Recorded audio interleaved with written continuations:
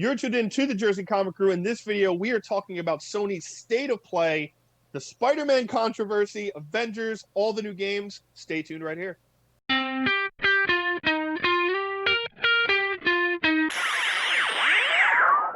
Hey everyone, we're the Jersey Comic Crew. We're bringing the news and reviews on your favorite comics, movies, and TV shows. As always, I'm Rob Moran, and with me is the great and powerful Chris Heller.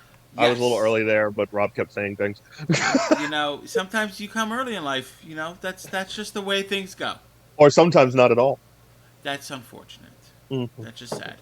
Quite. Speaking of great things coming, we're talking about the PlayStation State of Play, August 6th. They showed some new highlights of games. We're going to talk about that little conference as a whole, our favorite moments from it.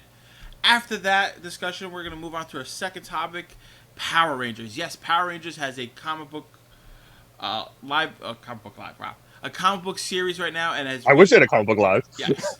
They have reinvigorated the series. We're going to talk about the importance of that and how that plays into the greater Power Rangers world. Even if you're a regular fan who used to watch it as a kid, or a hardcore fan that's been reading it since day one of the new saga, you'll be able to learn some new information there. So, jumping right into the PlayStation State of Play, Chris.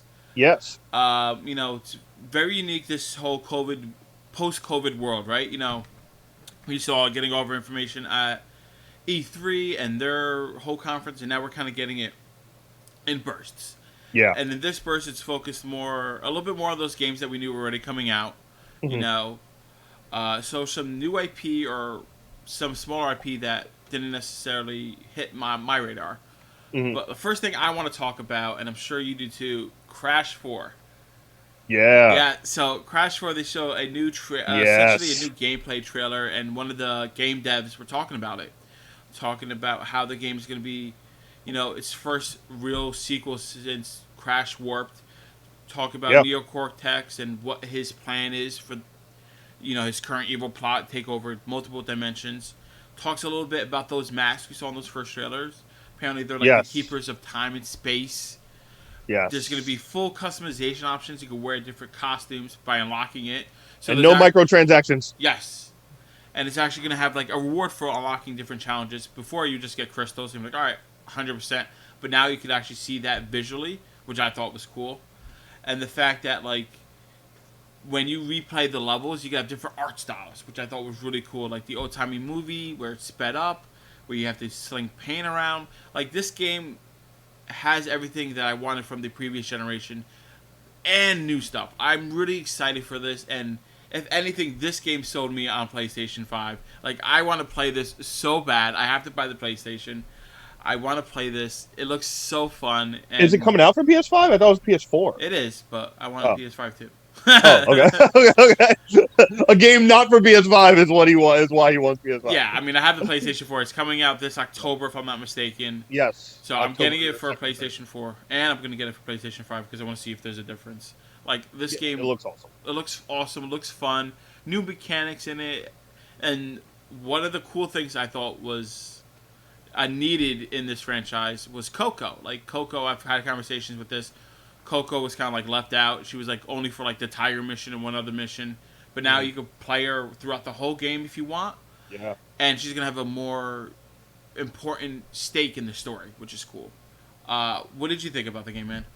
I loved every second of it. I thought it was awesome. A lot of people were kind of like, oh, this is already stuff we kind of know. And I was actually excited for this conference because it gives a little more time to go in depth with some of the third-party games. Like some of the stuff that people are saying about Sony. So it's kind of like, hey, these are for everyone to play. Yeah. It also kind of gets you to go back in depth on games that, like Crash, where it's a big game, but it's not on the radar of big game. You know what I mean? So it's kind of more of a niche game. As far as puzzle platformers go. It has a big following, but it's not that AAA title. Like, it's still a strong contender in the Sony lineup. Yeah, exactly. And it's a historical franchise. Everyone plays Crash, from my girlfriend to little kids to older people than us. I thought it looked great. I love that it automatically is telling you how much replayability the game has. Yes. Because a lot of the previous Crash games are kind of like one and done, right? Like, once you get through the frustrating angry levels that you can't pass. You're like, I did it, I'm done, I beat it, that's it. But I like how this one gives you a reason to go back and say, no, you can play these levels.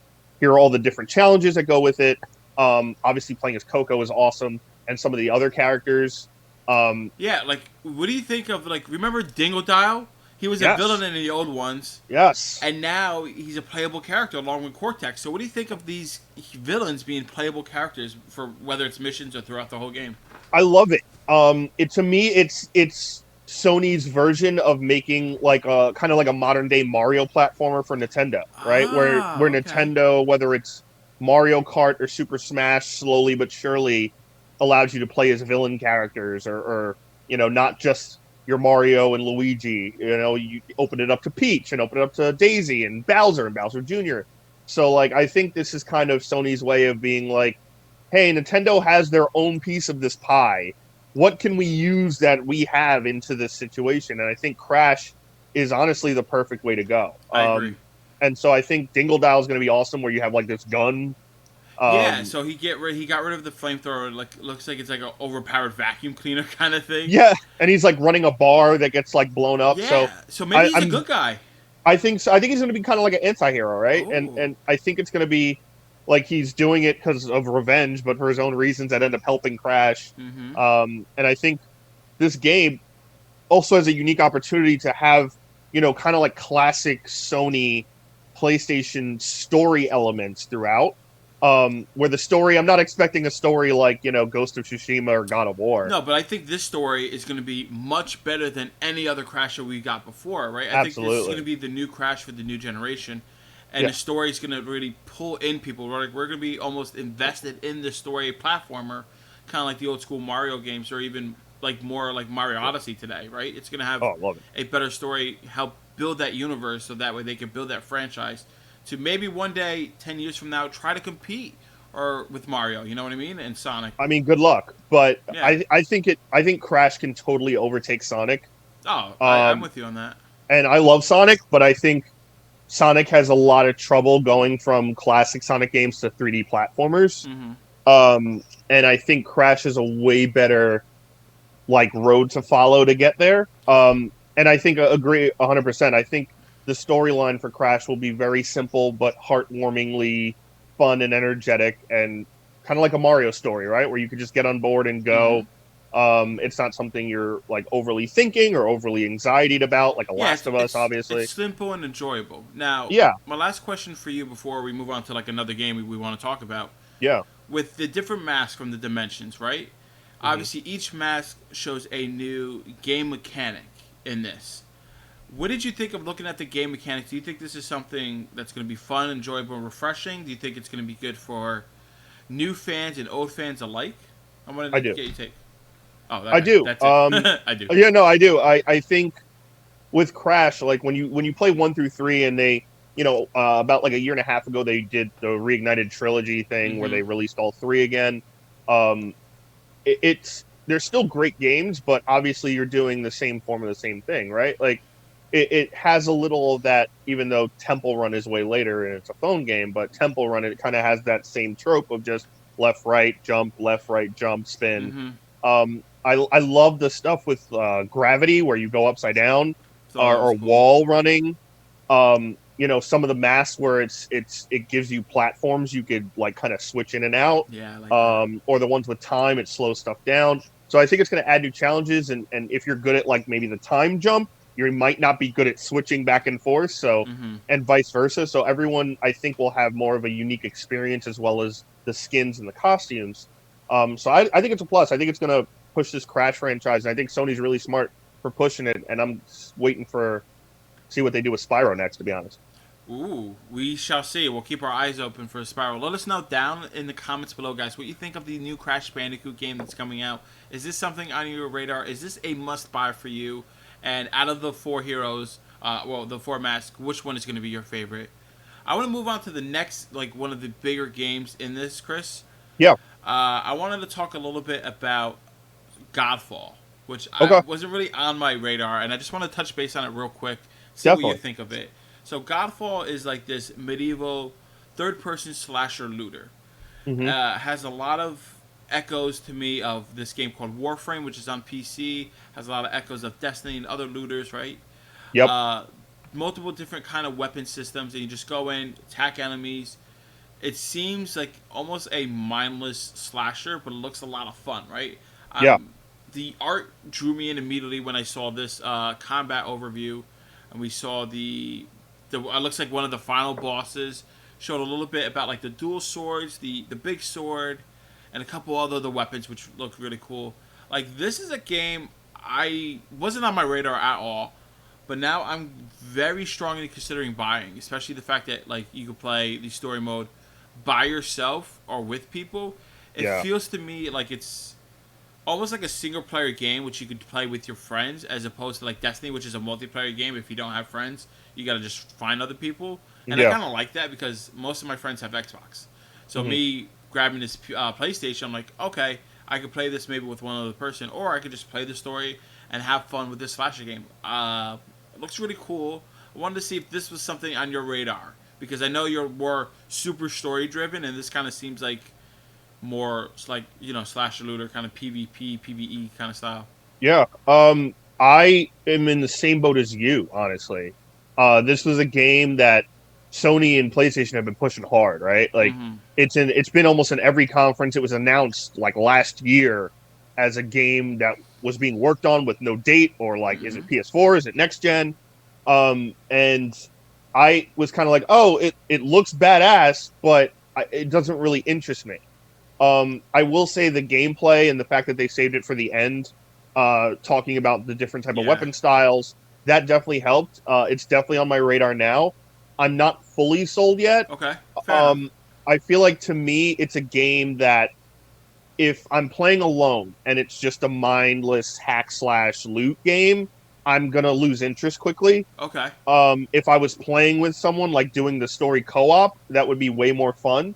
I feel like this game is more for like a co-op like story play. I get it. Um, so like if it was like, yeah, like if you or someone else was like, I'm totally getting this, do you want to do co-op? I'd definitely consider buying it more to play co-op. What I want But from I don't know about the single story yet, and I yeah, definitely want to see what the other weapons do as well. that was my point. Was going to try to bring up like the single story. Like I don't know much about the story side of it, and that's like a big component with this kind of game, right? Like, Yeah. what is the story behind it? I want to see a story cinematic trailer. Now maybe that's come out and I missed it. I was trying to do some research online. I really couldn't find what I was looking for. So maybe Yeah. as date gets closer, we're gonna get like that story trailer, Hmm. which I kind of want more of. Like I know you got to fight some people. I know you got to kind of like kill some things. Like I don't really get the Yeah, story. you got to collect armor. Yeah, To me, I think it's a unique style, right? it is. It's kind of like past meets future. Mm-hmm. Um, Kind of very Knights of the Old Realm medieval, but with future like tech. Little God of War esque with the monsters. So I personally would like to see, why am I getting this armor? What is my goal? What is this person's like story and destiny? I think they also said no microtransactions in this too. I think that's Yes. they're making that abundantly clear in the games that there's no microtransactions. And this one is also you're not waiting for content. It's stated. I Yeah. remember that line explicitly because for the Destiny community, that's kind of like been one of the bigger things. You're just waiting for Yep. new expansions. They said the whole game's available day one, which means there's a beginning and an end right then and there. Yeah. Which it does sound good. So for me, it's a big maybe. Like I'm leaning towards Same. a yes, but I want to see a story trailer. Yeah, I'm leaning towards a yes as well, and I also want to see a story trailer. I love what you said right there. Right, the whole game is there day one. There's a beginning, middle, and end. There's no waiting around. Once you finish it, you want to replay it, go ahead. You want to add on stuff and get stuff you didn't get, go ahead. But yeah, to me, it's still a game. If other people in my circle are getting it, I'll think about it way more. Exactly, But I feel you I there. still need to know more about storyline compared to just hack slash and certain hack slash games like the old God of Wars are hack slash games, but Mhm. the story is great, so you kind of just deal with it, right? I feel like me and you were kind of playing like a video game chicken with this game because we're Yes. both like, oh, if other people get it, we're getting it, and we're both Yeah. like, oh, we can play with each other. We're like, we don't And we're know. not gonna get it. Yeah, neither one of us is strong enough about the game yet to force the other one Yeah. to play. Yeah, if they do like a conference or regardless, if they release something online that shows me later down the line, maybe at Gamescom later in August, right? About this is the game. This is what your goal is. This is the trajectory. This is the storyline. And I'm like, oh, this is awesome, Rob. I'm getting this. Yeah, That's then a different that's a whole story, different right? story. So, guys, we want to hear your decision on Godfall in the comments below. Are you getting this game? Is this game on your radar? Even if you're not getting it, let me know what you think visually. Does it look cool? Because we definitely agree here. It looks very sick. Looks great. Yeah. Moving on to another kind of like smaller game, like more indie, the Pathless. Oh That my game god, it's an open world game. looks amazing. You're flying through, running around. You have a little hawk buddy. You're an Eagle. archer. Eagle, sorry. You're shooting these little like medallions in the sky to move faster, exploring the world. There's no map, but the game feels fast paced, feels fluid. It's one of the best games that I could describe when fluid gameplay. This comes to mind. Yeah. Now, this not on my radar. I don't think I'm buying this game, but I could appreciate the way it looks. And I wanted to ask Chris a couple questions about this because this to me kind of feels like Legend of Zelda, the most recent one for the Switch, right? You have to run around. You have to do little challenges with your items. You unlock obelisks. You eventually face a giant demon of the forest. He runs around. You got to take it down, and then you save the forest, right? Simple concept. It seems cool and tranquil. For you, someone who played I can't even tell you how many hours that you played in Legend of Zelda with that big open world. This felt Endless. like a direct parallel to that, right? Because it's open, there's a lot of greenery, you're running around, there's an animal companion. How does this compare for you? This game was hands down my favorite game of the conference. Really? Hands down. Wow. I was extremely surprised and delighted by the Pathless, and that's a lot of the reason. It felt like Breath of the Wild. It felt like a little Horizon Zero Dawn. It felt a little Ghost of Tsushima, all wrapped in this gorgeous artistic bow, no pun intended, of That was this, good. You should have left it. this character that, pun intended, this character that is just, you're seamlessly running through, you're collecting the, simple, like, archery, shooting these medallions, puzzle quests, as well as this underlying story that you don't really know yet, right? The concept right now is simple. It's kind of unlocking your world from the dark spirit realm and bringing it back to life. I loved it. It's definitely on my radar. I do obviously still want to know more about storyline. Yeah, right. That part was lacking. I think the main focus of this trailer was just to show how fluid and seamless, like the running, But travel, the and gameplay everything. Like it's fantastic. Amazing. It looks great. The music was fantastic as well. I love the combos with the eagle, where the eagle is very centric to your path as well. So it's not like, I just use it when I need to fly over something. And you can pet the eagle. And you can pet the eagle. But like enemies will try to like get you away from the eagle to try and isolate you, so it can't help you. I do wonder if this game is going to suffer from the eye syndrome, and what the eye syndrome is a lot of Legend of Zelda games suffer too, where all the villains you defeat by shooting them in the eye. Oh, okay. Regardless of whether it's a bow and arrow or you take them down and you're like hacking at the eye. Really? Okay. I do wonder that. Yeah, there's a huge Legend of Zelda this game is great except for every villain you have to fight is an eye villain. I mean, for this one, it kind of seemed. I don't want to say it looked like an eye build, but it does, right? It looks like you have to hit certain points and then hit it the eye, which I mean, I get that because like the eyes are like. But that's not a deal breaker. Yeah, you know what I mean? Like, it's not a deal breaker by any means. It's a trope that's been used in video games for 25 plus years. Are you getting this game? Is the real question? This is definitely so to me. This is definitely more of a sure thing than Godfall for me right now. It's more on my maybe list, more like a likely list. I just would like to see, obviously down the line, some more gameplay mechanics, what the storyline is. But I thought the gameplay looked amazing. The art looked amazing. The story stylized is right up my alley, and I thought it looked fantastic. My favorite game of this conference. So before I get off this game, we move on to like one of our final topics for PlayStation. I wanted to touch base with this game and Microsoft. So like how Microsoft is going to have like their Game Pass, right? And for X amount of dollars, you can play all these games. See, I kind of wish Sony had that kind of setup here because this game is definitely something like if I didn't have to pay $40 or Mm. whatever it is to play it, and I just had a subscription. This is something like I can see myself if I had Xbox downloading this game, playing it, and enjoying it. But And like testing it out kind of thing exactly, to but I see. can't Yeah. see myself dropping money on this game. Like if I had a Yeah. subscription and it was there, sure I'll download it and play it. But I don't see myself right now dropping money for this game. And like Yeah. that's kind of like the pros and cons of the two systems with these kind of indie games. Hmm. Like the indie game, you have to love it to buy it, but like an Yeah. indie game on Microsoft, you could kind of like it. Like we're at right now, I'm like, you know what? I'll download it for free and play it. Why not? I'm paying Yeah. for it. My So $15 a month can cover this easy. that's something that I think a lot of gamers, at least hardcore gamers or gamers in the know, are thinking in the back of their mind. Like I know I am. Like oh, like this is something like I'm not dropping money on unless like they wow me on this. But if this was on Microsoft and I had the Xbox, I could see myself playing it, and Yeah. that kind of gets into that subscription mindset. So I just wanted to point that out for you guys. Yeah, I think you have a point there, but I think Sony's overall kind of mission is different, It is. right? It And 100% is.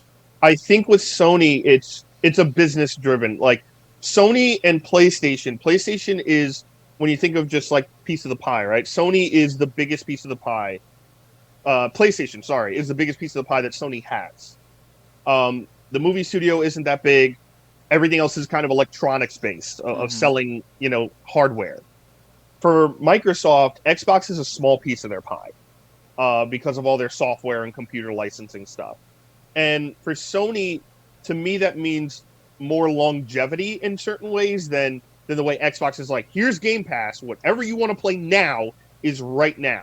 And every consumer is very much a right now human being. I want this now, Mm-hmm. now, now, now, now. I think, but what kind of helps Sony and PlayStation is some of the longevity for games like this, where depending on how the storyline is, if I get it day one and I'm playing it, and I'm like, Rob, this game is bananas. It's amazing. You need to play it.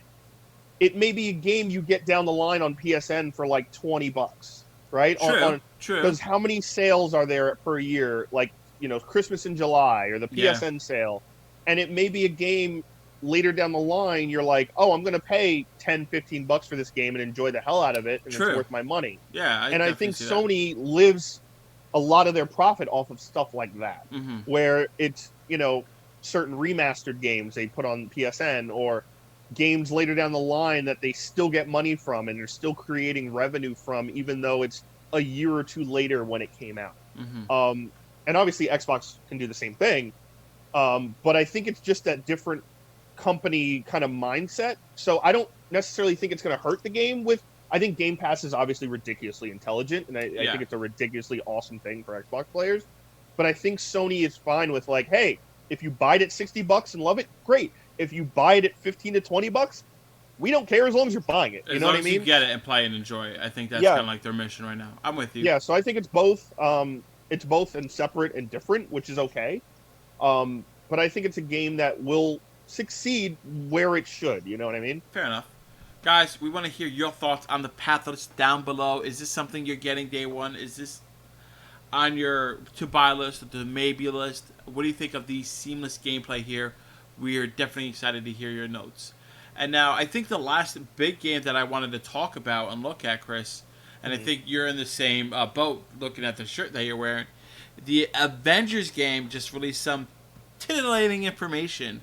Yeah. They have announced that one of the post DLC characters will be Spider-Man, the biggest superhero in the Marvel franchise, and it will be exclusive to Sony. Now, that's a lot to unpack, and I'm sure all Sony... Nobody, Sony. Right? Like So- that's what it is. we're seeing, like, reactions like, oh my god, Spider-Man's in the game. That's awesome. This Spider-Man is going to be based on like the original Steve Ditko and John Romita Sr.'s art style. Love it. So we might get the spider webs. It's not going to be the Insomniac Games one, even though Yeah, that no. might be a skin in the game. It's not the same character, which is it's good to know that there's some separation in here, right? Mhm. Because it seems like Insomniac is building their own universe out in the corner over there. Yeah. And now we're getting Sony fans who are planning to get Sony. They're like, awesome, this is great. We get this free character. I've seen people who are getting a Microsoft game, the Xbox Series X. They're very upset. Yeah, And now I'd this be. opens up this conversation of exclusive characters. What is it like? What do we think about it? Hmm. I want to start off. I like the idea of exclusive characters in this game. Seems a little odd because Yeah. this is a character-driven game, right? These are it's story-based heavy. It's not multiplayer, so it's like, oh, we get to play this character story and learn about it. Like we know that the Hawkeye game, not the Hawkeye game, the Hawkeye character's coming out. He's gonna have his own little story mission, so we're gonna get to see that. Yeah. And Yeah. there's no version in my mind can I see the game's creators putting Spider-Man here. We're not having a small Spider-Man story to play in, right? Absolutely not. And Spider-Man is it's not even a question. He is the biggest single character in Marvel's franchise, period. Especially for video games. For Especially video for games, video games. for comics, like it's Yeah. him. Yeah. And now He's the face. He's been the face of Marvel since the 70s. correct. And now hearing this, like as much as I want to be like, all right, good Sony, yeah, stick it to Microsoft. I'm still Microsoft more than Sony, but I don't care. Like I'm gonna get all of them because I'm an idiot. And I spend Unfortunately, all the yeah. money, right? That's just who I am. So it doesn't really bother me. It's unfortunate, but Yeah. yes. But it's taking it to like a bigger conversation. The fact that you having a character exclusive, the biggest character on one system shows obviously extreme favoritism. Definitely upsets a lot of people. I've been doing some reading online and seeing some fan reactions. They were. Oh, they're not good. They're not good. No, they are not. And I definitely can see like, oh, time exclusivity, sure. Like this one guy wrote, like, sure.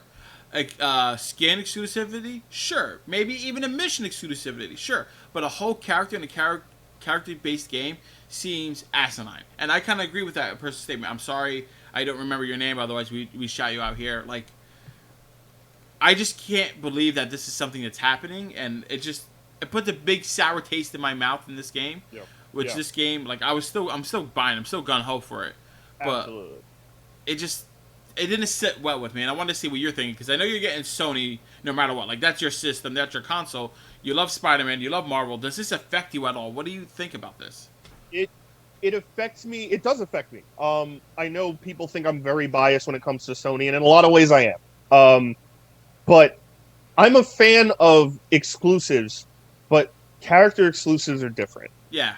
If it's an exclusive game, if it's an exclusive, timetable, that's a lot different. And let's first of all, like I get it. If you're an Xbox fan, you're pissed. Yeah. And you have every right to be. If you are an Xbox player and this is a game that has been promoted as a third-party cross-platforming game, I would be absolutely livid as well.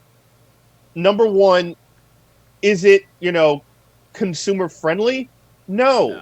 But guess what? These companies aren't your friends. No, there is no such thing as consumer friendliness. I agree, So, but when you look at like a franchise such as Marvel, like the superhero franchise, and like we have in the superhero community, actors getting fired or getting backlash for things they say and do in the public when they're not those roles. Like the whole idea behind the superhero community is very fan-friendly, family-friendly, getting to these kids. And now we have this video game where little Timmy only gets Xbox because all of his friends has it, can't play his favorite superhero, Spider-Man. I know, crazy example. Like, it doesn't seem in line with the superhero fandom that all the other entertainment creators have made and set up because at the end of the day, it's business, Rob. And unfortunately, these people don't care about little Timmy. They care about little Timmy's mom and what she has in her purse. I bet. She's also Stacy's mom. She's got it going on. Timmy are siblings. Yes. Thank you for that natural story progression. That's what I'm here for.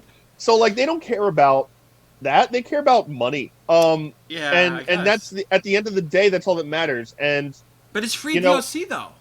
I agree. And listen, first of all, let's not pretend like Xbox hasn't done the same thing in the past, or vice versa. Like, I can recall in college when the Tomb Raider franchise started rebooting. Okay. And Xbox had the exclusive for Tomb Raider for a year. So PlayStation players couldn't play the entire game for a year. Obviously, way less of a point, right? It's not a full Yeah, character you're never going to get. It's, yeah, such But a again, it's smaller like, point. okay, you're talking third-party game that is for both systems, and I have to wait a year because of what? Because of this business transaction? It's stupid, but it happens all the time. And I get it. Like, again, Yeah, if but you're an that's such Xbox a player, smaller scale, though, obviously comparatively. it's a Yeah. smaller scale, but I'm saying Sony's direction is at the moment, F everyone, we are taking over. We are Yeah, I get we it. are the place to come to play. We are the place to come and not only buy this system, but you have the best games, the best story, the best type of games. And I don't think this is going to be the last thing you see in games as far as Sony, because as much as Sony kind of won the PS4 generation of Mm-hmm. console wars, if it's still alive, um, I Xbox think it still died out with. has Sorry to cut you off, but I think the no. console wars kind of died out with PlayStation 4 and Xbox One. But I think now it's being reinvigorated with all this I, back and forth. I think. I think so. And I think as much as Xbox has its own niche and it's the multiplayer and it's the Halo and it's Gears of War, they have PC. They have that Microsoft Cloud. They have, that Game Pass is looking really crazy. And Nintendo obviously has its own piece of the pie. Yeah, Nintendo's pie isn't PlayStation's touched. PlayStation's like, we don't have a direct connection to PC. We don't have our own cloud system. We have PSN, we have PlayStation Now, which is really terrible, Yeah. and we have story-driven games. So PlayStation will be attacking, and they will be going after as much IP as they possibly can. Why? Because it's a business, people, and that's what businesses do. Disney wouldn't be Okay. as rich as it was if it didn't buy Marvel and Lucasfilm. Look, It's I just get how all it of is. that, but like the. And I'm not saying I'm not saying I agree with this. I know you're not agreeing. I'm with just it. saying this is in their mind. Hey, we have Insomniac. Spider-Man is an exclusive for PlayStation. Why shouldn't this version be? Like, that's what they're thinking. And in their mind, it's like, hey, it's Spider-Man. We're going to draw another 100,000 units our way. We're going to draw another 200,000 units our way. They probably will. And Just why because would we give people a choice? Why would we give people an option to buy it on Xbox? Why won't we give them the only place to play this game is PlayStation? Now, with the obvious backlash that Sony and the gaming industry and the game developer for the Avengers game is getting, do they change this? Is there a way they make a modification? Like maybe it's a time thing. Maybe they cut a deal with Microsoft on the back end. Do you see a change of the Spider-Man being solely exclusive to PlayStation? Like the only thing I could think of would be they do a deal in the back end because this game company promised that DLC is free, so you can't make it so you buy Spider-Man. I mean, they might be like, oh, here's you pay $5, you get the system exclusive. Then character. you get into the microtransactions exactly. and skins and you don't want to open that Pandora's box. So no, that's a doorway you want to keep closed. I'm thinking Microsoft has to do some kind of deal with Sony and like pay them on the back end so that way they get this character maybe after a year or something. Like I don't know if I could see this staying the way it is. I think it has to change based on fan outcry. I don't think it has to. I don't think fan outcry is that strong. I think fan outcry is there and people hear it, and I don't think it always gets listened to because at the end of the day, Sony's running a business. When you said it's not that strong, do you mean like it doesn't carry that much weight to the company, or it doesn't carry that much weight to the company. It's not the same as like, Bethesda, who kind of runs on, we need to make sure we keep fans interested in our games, right? We need to keep making added-on storylines and added-on chapters to games, and we need to make sure fans are happy, because if we lose fans, that's our entire business. Mm-hmm. Sony isn't losing their fans. Like, the people like me are already, like, brainwashed for PlayStation, right? We're not going anywhere else anyway. And then you also have the added benefit of it being a superhero game, which that audience is going to buy the game no matter what. Like, me, as much as I want to say, oh, I'm boycotting this because I don't think this is right because it's the biggest character. That's like Microsoft, like another cross-platforming game with Batman in the DC universe, and you can't play as Batman, right? like as much as I want to be like, no, I'm not doing this. I'm like, I still have to play this game. I still want to buy it. I'm buying PlayStation. I'm buying this, like Yeah, because I'm indoctrinated into this superhero world. Like I'm wearing a superhero shirt. You are too. We're indoctrinated to this world, so we're kind of like forced to go along with it. As much as I want to be like, no, I'm not buying it, and I just could voice my opinion on a podcast. So yeah, and I think again, it's not great for Xbox players. It's not ideal for a third party game. Mm-hmm. It's because it's not a if they came out in the beginning and said Avengers is coming out, it's a PlayStation exclusive, people wouldn't have batted an eye, No, right? Like it no, would have nobody been would say anything. the whole game's an exclusive. Okay, it makes sense. They have Spider-Man. They're taking the Marvel People universe, would be like, whatever. yo, that sucks, but okay, whatever. But we get it, right? But the fact that it's a character and it's a big deal, yes, but The not. character. I don't think it's a big enough deal to. I think where it kind of lies is right. We're still getting the game on both sides, regardless, because it's an added-on character a year later. It's not going to take away from the main storyline. It will take away from whatever added storyline they have with him and developing that character.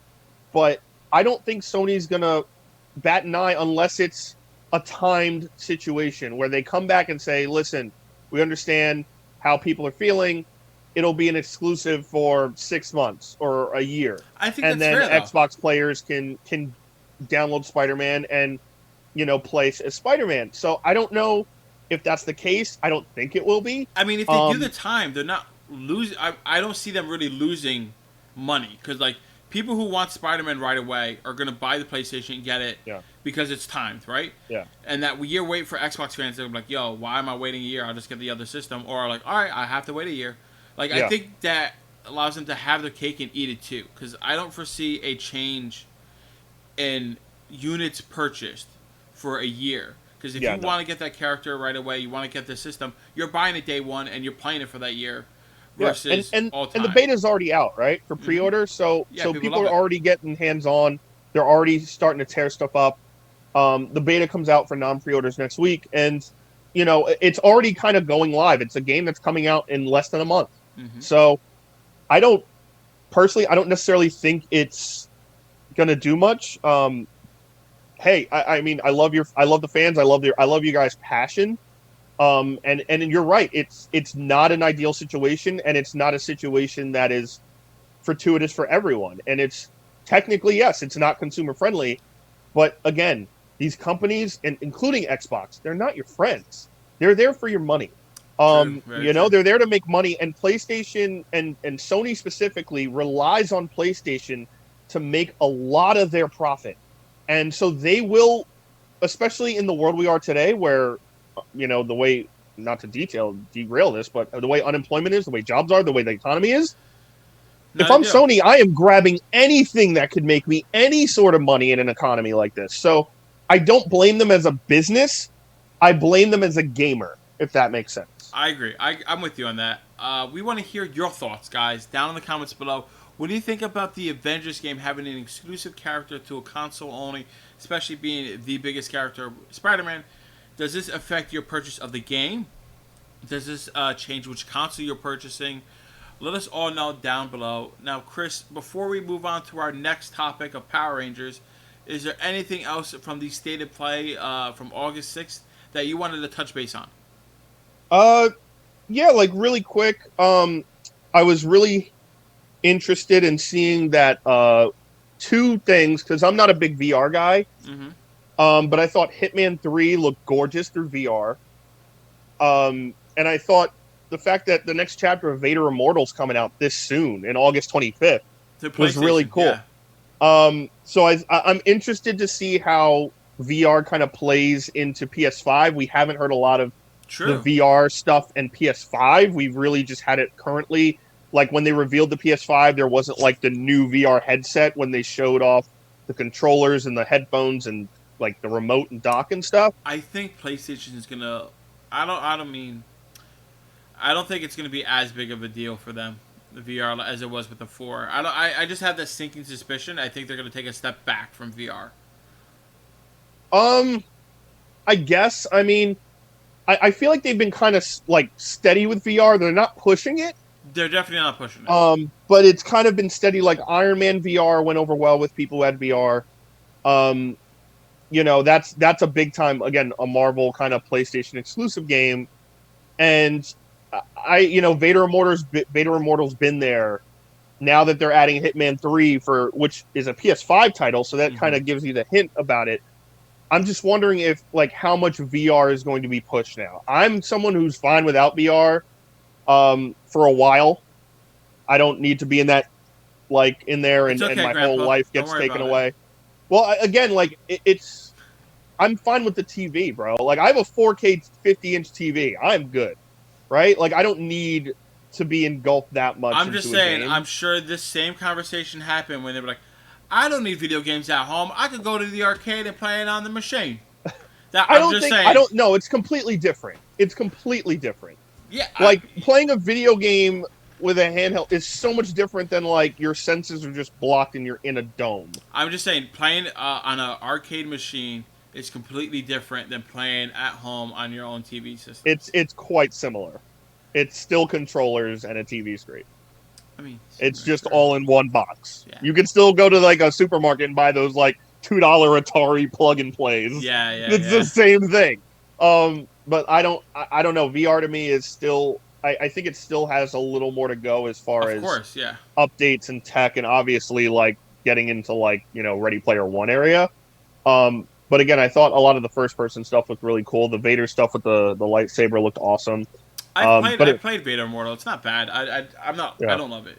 It's just it's a little wonky, right? Yeah, it's a little wonky. I know Beat Saber's the shit. Fluid. It's one of my favorite games. So and I know they had a version of Spider-Man for VR where you're swinging through the city and you feel you're going nuts. So there's no way I would ever play Resident Evil on it because I would pee myself. I played. All right, let me tell you guys a side story before we move on.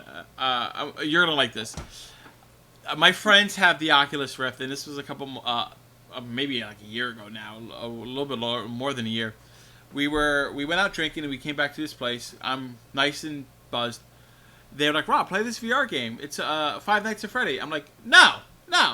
I played it on Five Nights at Freddy. Yeah, I've played. Are you familiar with the game? Yes. Okay. I played it on PC, with the headphones. I was like, "Oh, this is kind of scary." At night, and it freaks me out. And I'm terrible with horror games. That's why channel's coming eventually. So they put me on it, right? I cried. A grown man crying, sobbing on the floor. There's a video. My brother has it. You have to ask him. I'm playing, and the monsters. It's a huge It's not like a little screen. It's not it's this big. No, it's you look up and it's still going. And it's the friggin' Rock with friggin' machine parts coming and opening his mouth trying to kill you, and I'm losing my mind, crying. I threw the headset on. I had to buy a new headset, and I was crying. It was too much. These horror games are insane. VR is going to get to a point where you can't distinguish reality from what's happening. And that's a problem. I don't know if I'm not ready for that. I'm not ready for that. If I'm crying over a video game because I'm scared, not because I'm happy or sad, there's an issue. That's all. All right. Moving on. Guys and gals, thanks so much for watching this video. If you liked what you saw, please give us a thumbs up and a subscribe. It helps out a lot. And make sure you don't miss another episode of the Jersey Comic Crew every week right here on YouTube. Stay tuned.